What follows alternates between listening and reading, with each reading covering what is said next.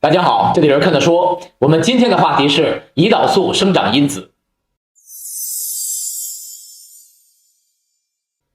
在我个人的观点中，激素对身体的作用一定大于训练、营养和休息。因此，在前面的视频中，我讲解了各种与运动健身密切相关的激素，包括睾酮、生长激素、胰岛素和皮质醇的问题。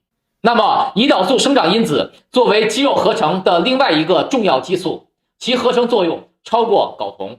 它的作用虽然猛烈，但是并不被大众所熟知。那么，胰岛素生长因子是什么？它的作用是什么？它对于运动健身的正面和负面的影响都有哪些？我将围绕这些问题给大家介绍胰岛素生长因子。胰岛素生长因子又可以叫做类胰岛素生长因子或者胰岛素样生长因子。通过名称可以了解，它是和胰岛素结构类似的蛋白质，属于肽类激素。类胰岛素生长因子的英文简写是 IGF， 所以在后面我会这样称呼它。IGF 是由生长激素刺激肝脏分泌的，分泌后将其释放到血液中，在全身范围内对身体组织产生作用。它主要分为 IGF-1 和 IGF-2。在运动中 IGF-1 对蛋白质的合成有广泛的作用，因此 IGF-1 是我们主要的研究对象。我们来看一下 IGF-1 对身体的作用。首先就是让你肌肉发达。IGF-1 可以通过5个途径提高肌肉蛋白的合成，增加肌肉数量。第一， IGF-1 可以带来实质性的肌肉纤维数量的增加。抗阻力训练能够带来肌肉体积和力量的增加，但是在青春期以后，肌肉体积的增加并不是来自于肌纤维数量的增加，而是由于肌纤维粗细的增加引起的。这意味着在正常情况下，肌肉体积的增加是由现有肌纤维变粗而来，而并不是真正增加了肌纤维的数量。可 IGF-1 却能够刺激新的肌纤维生成，并通过训练让新生成的肌纤维进一步成熟和增强。因此 IGF-1 在一定程度上能够改变个体的遗传特性，特别是在肌肉组织和肌肉纤维的数量方面。结论是 IGF-1 能够促进细胞的增生和分化，突破遗传限制，提高肌肉的大小和密度，从而形成更加强壮的肌肉。第二， IGF-1 能够增强细胞膜上氨基酸转运蛋白的活性，使得更多的氨基酸被细胞吸收，这对新蛋白的合成，尤其是对肌肉细胞的合成非常重要。第三， IGF-1 通过刺激细胞内部的信号通路，包括雷帕霉素靶蛋白，简称 mTOR， 实现蛋白质的合成。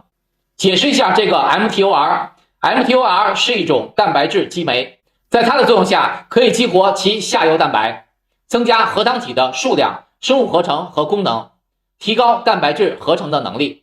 第四， IGF-1 还能够抑制蛋白质的降解，这有助于保持和增加肌肉质量，防止肌肉丢失。第五，增加 RNA 的合成。RNA 是蛋白质合成的一个关键步骤。DNA 的信息需要首先转录为 RNA， 然后 RNA 被翻译为蛋白质。IGF-1 通过刺激 RNA 的合成，进一步促进蛋白质的合成。因此，你知道吗？对于肌肉的合成而言， IGF-1 的作用是超过睾酮的，它比睾酮的促长效果更广泛、更强烈。因此就产生了一个新问题，我在后面会提到。其次，提高体力和运动表现力。IGF-1 和胰岛素都是蛋白质激素，它们在分子结构上非常类似，这就使它们有交互作用，甚至有时可以相互代替。胰岛素的主要功能是降低血糖，它能够推动葡萄糖进入肌肉、肝脏和脂肪细胞中。虽然 IGF-1 主要被认为是一种生长激素，但是它也参与葡萄糖的调控和代谢。因此 IGF-1 的一个重要功能是增加肌肉对胰岛素的敏感性，从而提高肌肉细胞对葡萄糖的利用和储存能力。肌肉是身体内葡萄糖的主要消耗部位，所以这种效应有助于降低血糖水平。同时 IGF-1 能够增强细胞膜上葡萄糖转运蛋白的活性，推动更多的葡萄糖进入细胞，这样不但能增加肌糖和肝糖的储备，也能直接提升肌肉力量、耐力和运动表现，而且为增加肌肉提供了基础条件。以上是 IGF-1 的主要优点，转折来了，现在我们来说一下缺点。第一，增加脂肪的合成，毕竟是一种合成激素，同时又和胰岛素有类似的功能，因此合成的作用无处不在。就算是有增加肌肉体积、提高代谢、提高脂肪和葡萄糖的利用等作用，但是这些作用好像是间接的影响脂肪的减少，直接影响还是脂肪的增加。特别要注意的是 IGF-1 还能影响脂肪组织的分布。例如有一些研究表明 IGF-1 可以在腹部脂肪组织中增加脂肪细胞的数量，也就是合成脂肪容易堆积在内脏器官周围，形成内脏器官脂肪，这一点和皮质醇有些相同。第二，增加所有身体组织。前面我们讲过 IGF-1 的合成效果强烈，它不仅能影响肌肉组织，还能影响其他身体组织，例如骨骼、皮肤、内脏器官。最常见的就是很多健美运动员年轻时不但肌肉是小的，骨骼、脑袋也是小的，但是当他们成为职业运动员以后，你会发现好像脸都变大了。这种影响就是使身体组织一起增大，可能他们使用了胰岛素生长因子外源药物。这种全方位的生长作用对于身体来说并不是个好消息。